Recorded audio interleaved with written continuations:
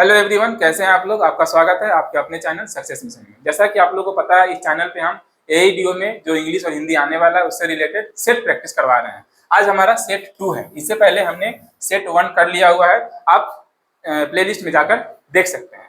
तो जैसा कि आपको पता है कि एईडीओ में इंग्लिश में पास होना बहुत जरूरी है। अगर आप इंग्लिश में और हिंदी में पास नहीं होंगे तो आपका मेन कॉपी चेक ही नहीं होगा। इसमें नेगेटिव मार्किंग भी है और नेगेटिव मार्किंग को ध्यान में रखते हुए आपको एग्जाम देना है। ठीक है, इंग्लिश में अलग और हिंदी में अलग नेगेटिव मार्किंग है। ये दूसरा सेट है और कल हमने सेट 1 किया था और इसी तरीके से कम 15 सेट आएगा एग्जाम तक। चलिए करते हैं सेकंड सेट का हमारा फर्स्ट क्वेश्चन।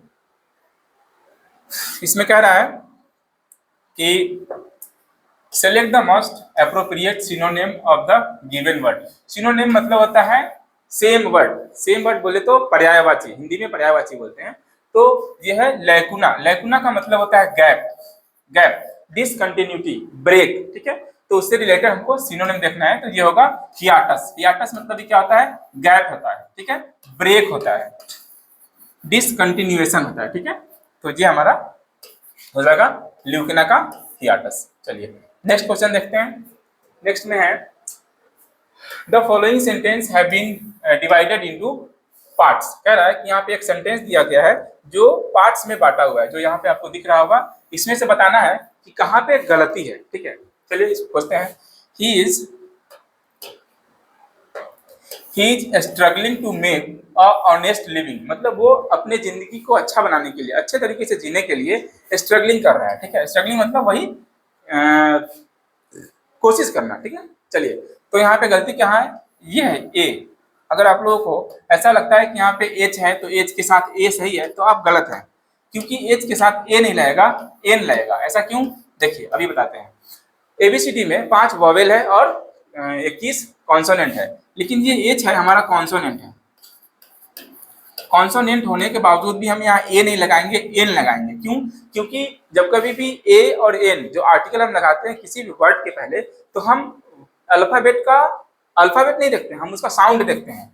जैसे जी एच को हम क्या, एच तो देखने में एच लग रहा है जो कि कॉन्सोनेंट है, लेकिन इसका साउंड क्या है? ऑनेस्ट है। देखिए ऑनेस्ट, ऑनेस्ट, ऑनेस्ट में साउंड क्या आ रहा है? अ आ रहा है। जब कभी भी साउंड अ, आ, ई, उ आता है तो हम यहाँ पे अ नहीं लगाते हैं, एन लगाते हैं। ठीक है, तो साउंड के कारण हम यहाँ पे एन लगाएंगे। ठीक है, तो यहाँ पे गलती कहाँ पे है? अ ऑनेस्ट लिविंग नहीं होगा, एन ऑनेस्ट लिविंग होगा। ठीक है, तो यहाँ पे सी होगा राइट आंसर। चलिए नेक्स्ट देखते हैं। If India will win this match they will win the series. ये भी क्या है? इसमें कौन सा वर्ड या कौन सा स्ट्रक्चर गलत है ये हमको पहचानना है। देखिए जब कभी भी दो बात बोली जाए और दोनों सिंपल फ्यूचर में हो, तो पहले वाले वाक्य को हम सिंपल प्रेजेंट में करते हैं। तो इसको हम सिंपल प्रेजेंट में करेंगे। कैसे करेंगे? If India wins, wins this match, ये दोनों हट जाएगा। If India wins this match they will win the series, तब वे सीरीज को भी जीत लेंगे। ठीक है, तो यहाँ पे इसमें गलती है। इफ इंडिया विल विन नहीं होगा, विंस होगा, क्योंकि दो सेंटेंस फ्यूचर में, सिंपल फ्यूचर में नहीं हो सकते। पहला वाला सिंपल प्रेजेंट में और लास्ट वाला सिंपल फ्यूचर में होता है। ठीक है, चलिए नेक्स्ट देखते हैं। क्यूपिडिटी, इसको बताना है अपोजिट। अपोजिट का मतलब होता है उल्टा, विलोम शब्द जिसको हिंदी में बोलते हैं। तो क्यूपिडिटी मतलब होता है लालची, लालची। तो इसका उल्टा क्या हो जाएगा? जो लालची नहीं हो। ठीक है, तो वो होता है लार्वेज। इसका मतलब होता है जो दानी हो। ठीक है, तो क्यूपिडिटी क्या हो जाएगा? लार्गेज, दानी। ठीक है, नेक्स्ट क्वेश्चन देखते हैं। नेक्स्ट है हमारा, ये क्या कह रहा है? एंटोनिम पता करना है हमको। ऑफ बीट, ऑफ बीट ऐसे चीज को कहते हैं जो नॉर्मल नहीं हो, जो यूनिक नहीं हो, जो किसी लीक से हटके हो। ठीक ना, तो इसको हम अनकन्वेंशनल की तरह समझ सकते हैं। ऑफ बीट का मतलब होता है अनकन्वेंशनल, ऐसा काम जो कोई नहीं करता हो और कोई एक व्यक्ति किसी ऐसे काम को कर रहा है जो बिल्कुल ऑफ बीट हो, जो बिल्कुल लीक से हटके हो। ठीक है, तो उसका उल्टा क्या हो जाएगा? कन्वेंशनल। ठीक है, कन्वेंशनल मतलब क्या होगा? जो सब कोई करता हो, जो आम हो, नहीं जो नॉर्मल हो। कन्वेंशनल को हम नॉर्मल भी लिख सकते हैं, नॉर्मल, और इसको हम एब नॉर्मल भी लिख सकते हैं। ठीक है, ठीक है, चलिए आगे बढ़ते हैं। नेक्स्ट क्वेश्चन है, इसमें भी यही कह रहा है कि आपको गलत ढूंढना है, अगर गलत नहीं है तो आप नो एरर में टिक लगा सकते हैं। ठीक है, देखिए the river float beside, beside मतलब होता है बगल से, कि ये बगल से, ठीक है, मतलब गांव के बगल से नदी बहती है। The hillock in our village, हमारे गांव में हिलॉक के बगल से नदी बहती है। तो इसमें कहीं भी गलत नहीं लग रहा है, तो इसके लिए हम इसमें नो इरर नहीं दिया है, लेकिन एक ऑप्शन दिया है नन ऑफ द एबव, तो हम ये लगाएंगे। ठीक है, अगर नो इरर रहता तो नो इरर लगाते। खैर नेक्स्ट क्वेश्चन देखते हैं। हमारा नेक्स्ट क्वेश्चन है, यहाँ पे फिल इन द ब्लैंक्स। जब कभी भी फिल इन द ब्लैंक्स आएगा दोस्तों, तो आपको ऑप्शन में जो भी वर्ड दिया रहेगा उसको वहां पे रख रख के पढ़ के देखना है, आपको खुद समझ में आएगा कि यहाँ पे गलत है या सही है। जैसे यहाँ पे अगर हम रख के देखें तो आई है, आई हु, आर होगा या इज होगा या एम होगा। तो बहुत लोग ये सोचेंगे कि ये हु है तो इज या आर लगा दे, लेकिन ये सही नहीं है। यहाँ पे आई की बात हो रही है, आई, तो आई के लिए हमेशा एम लगता है, भले ही बीच में कुछ भी आ जाए तो उस पर हमको ध्यान नहीं देना है। हमको यहाँ पे सब्जेक्ट पे ध्यान देना है। द सब्जेक्ट इज आई, और आई के साथ हमेशा एम आता है। I who am your friend and well wisher should have been informed about your decision. खैर हमको इतना मतलब नहीं समझना है, हमको सिर्फ ये समझना था। चलिए आगे देखते हैं।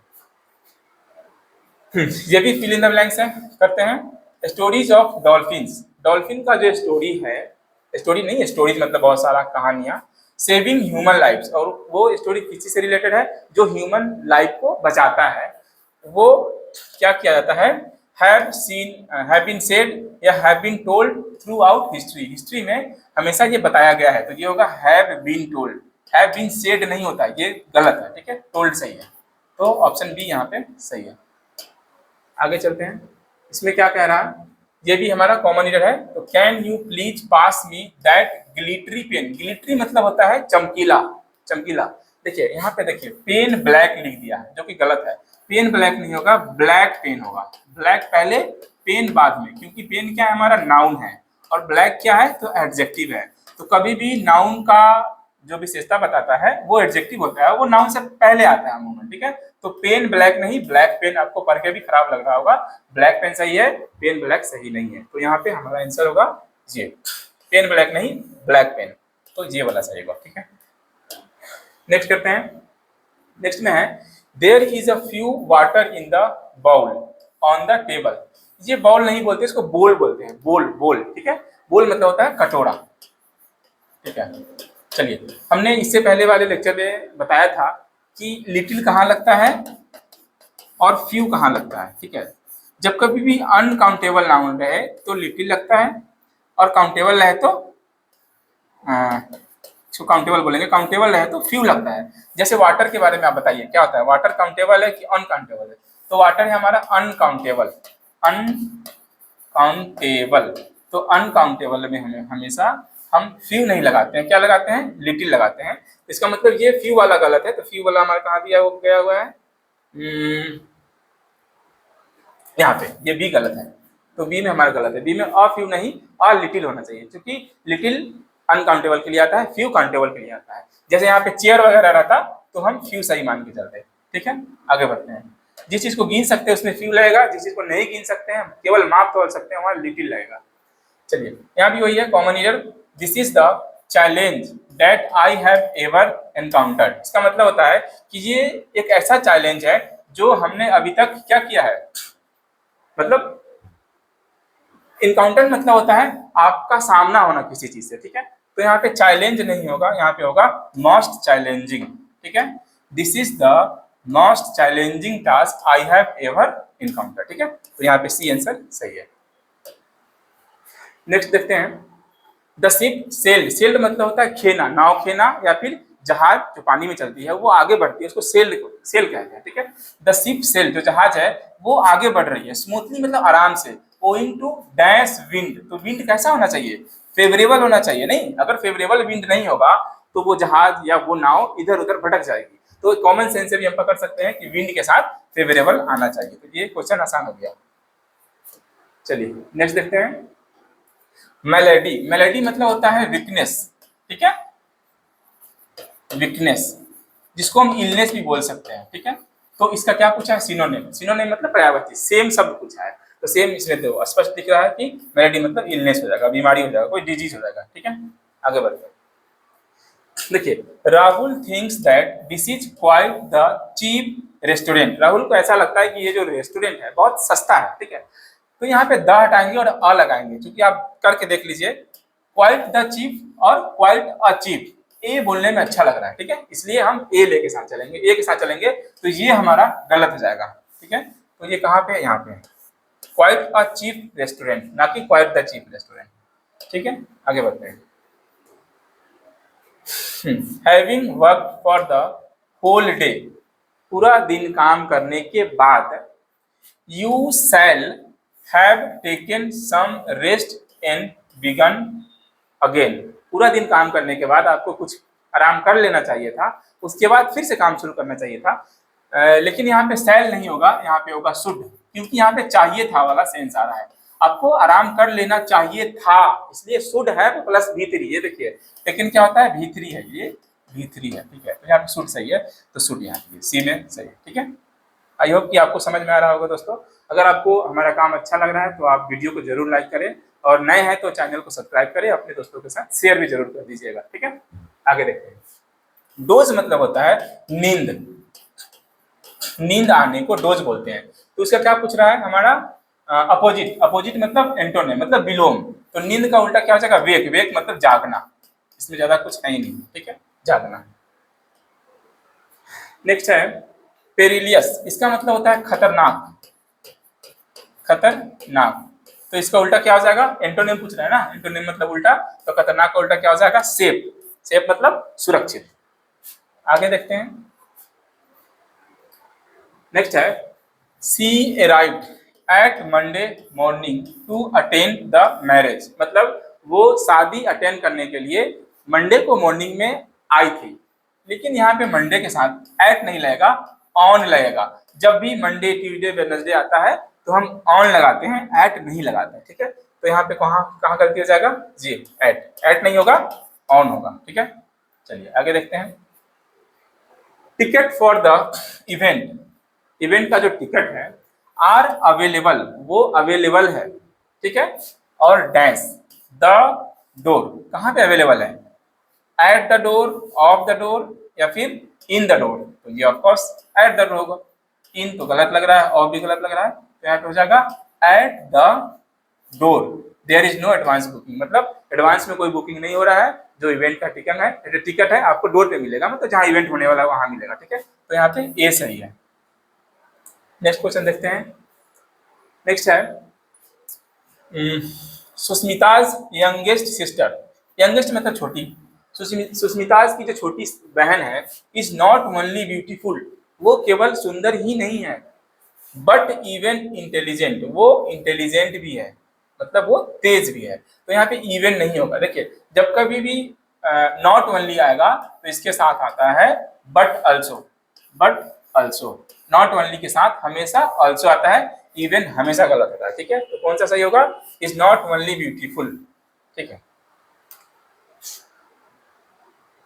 सॉरी गलती इसमें है, इसमें ए वाले में, यहाँ पे इवन नहीं होगा, यहाँ पे हमारा हो जाएगा ओनली, सॉरी ओनली नहीं, also. Also not only beautiful but also intelligent. Next चलते हैं। हु, देखिए ये क्या है, वन वर्ड सब्स्टिट्यूशन है। बहुत सारे वर्ड्स के लिए एक वर्ड आपको बताना होता है, जिसको हम बोलते हैं वन वर्ड सब्स्टिट्यूशन। हिंदी में क्या बोलते हैं, बहुत सारे शब्दों के लिए एक शब्द बताना। तो one whose hobbies stamp collection, एक ऐसा व्यक्ति जो स्टाम्प कलेक्शन करने में उसको मजा आता है, वो स्टाम्प को कलेक्शन करते रहता है, उसको अच्छा लगता है वो काम करना, तो उसको बोलते हैं फिलाटेलिस्ट। ठीक है, कल हम लोगों ने देखा था फिलैंथ्रोपिस्ट मतलब वैसा व्यक्ति जो इंसानों से नफरत करता है, और फोनोलॉजिस्ट वैसा व्यक्ति है जो साउंड से रिलेटेड काम करता है, मतलब साउंड के बारे में रिसर्च करता है, साउंड पे पढ़ाई करता है। ठीक है, आगे चलते हैं, इसका क्या है, हमारा सी आंसर है।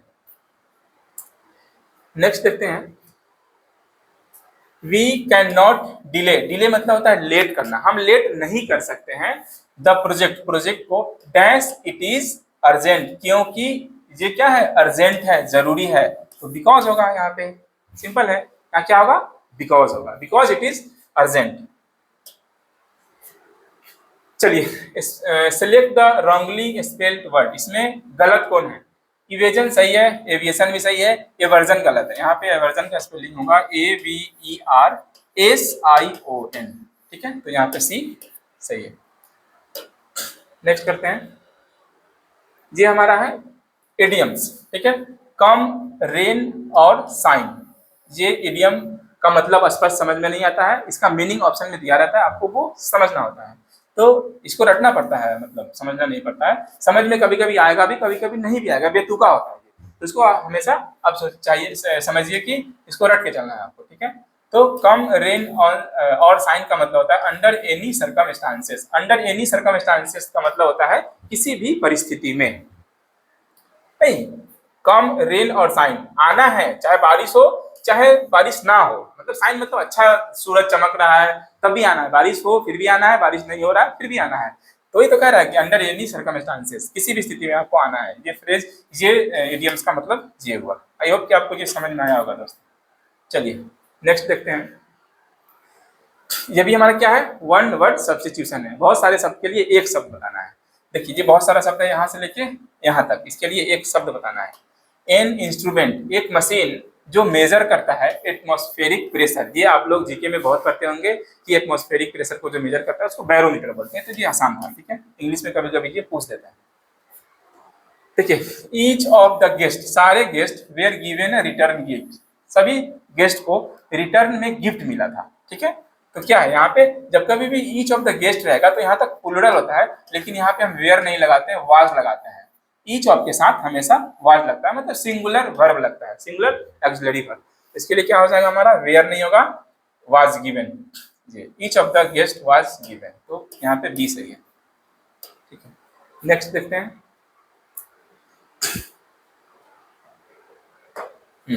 प्लेंटी। प्लेंटी मतलब बहुत सारा नहीं, पर्याप्त। ऑफ इंफॉर्मेशन, इंफॉर्मेशन मतलब ज्ञान, knowledge. About the flora, flora मतलब पेड़ पौधा, फौना मतलब जानवर होता है, ठीक है। Of India dash available in this book. देखिए ये जो अवेलेबल है ये किस चीज के बारे में है, इंफॉर्मेशन के बारे में। ये बता रहा है कि इंफॉर्मेशन अवेलेबल है, इस प्लेंटी से हमको मतलब नहीं है, फ्लोरा फौना से मतलब नहीं है। यहाँ पे जो आर्टिकल आएगा, यहाँ पे जो ऑक्सिलरी वर्ब आएगा वो इंफॉर्मेशन के लिए आएगा, तो इंफॉर्मेशन क्या होता है, सिंगुलर होता है, तो सिंगुलर के लिए हम सिंगुलर वर्ब लेते हैं। सो इज यहाँ पे सही रहेगा, तो बी ऑप्शन यहाँ पे सही है। ये इज किसके लिए है, इंफॉर्मेशन के लिए है। चलिए आगे बढ़ते हैं। Mosquitoes dash if there is no water lodging. देखिए वाटर लॉगिंग का मतलब होता है पानी का जमा होना, ठीक है। अगर पानी जमा नहीं होगा तो मच्छर नहीं पनपेंगे, इसका मतलब ये हुआ। तो mosquitoes will not breed, breed मतलब होता है फैलना, फैलना या जन्म लेना, खास करके कीड़े मकोड़े और ये जो मच्छर वगैरह होता है उसके लिए ब्रीड का इस्तेमाल करते हैं, ठीक है। तो मॉस्किटोज विल नॉट ब्रीड कब, जब पानी जमा नहीं होगा, लॉजिंग मतलब जमा होना, ठीक है। आगे बढ़ते हैं। Dash of these boys is doing anything worth while. तो यहाँ पे नेगेटिव, ये नेगेटिव है, जब कभी भी ये नेगेटिव मिलेगा आपको तो नेगेटिव के साथ नेगेटिव लेके जाएंगे, ये दोनों पॉजिटिव था इसलिए हम नेगेटिव ले लेंगे। None of these boys is doing anything worthwhile, इसमें से कोई भी बच्चा नहीं है जो अच्छा काम कर रहा है, इसका मतलब ये हुआ। तो नन, या none is the right answer. Next question है, ये भी क्या है, कॉमन ईयर है। My boss keeps telling me all the time, मतलब मेरे जो बॉस हैं हमेशा बोलते रहते हैं, क्या बोलते रहते हैं, that money does not grows on tree, कि पैसा पेड़ पे नहीं लगता है। देखिए जब कभी भी डज नॉट लगे तो वर्ब के साथ एस नहीं लगाते हैं, क्योंकि ये जो ईएस लगा है ये डू में लग गया है, डू में ऑलरेडी ईएस या एस लग गया है, तो फिर हम मेन वर्ब में एस नहीं लगाते, तो हमको यहाँ से एस हटा देना है, ठीक है। तो क्या हो जाएगा, डजंट ग्रो, ये नहीं है। हाँ, इसमें गलती कहाँ है, तो आपको गलती बताना था तो ये बताएंगे कि इसमें गलती है, ठीक है। तो ये क्वेश्चन लास्ट था हमारा, इसका आंसर सी हो।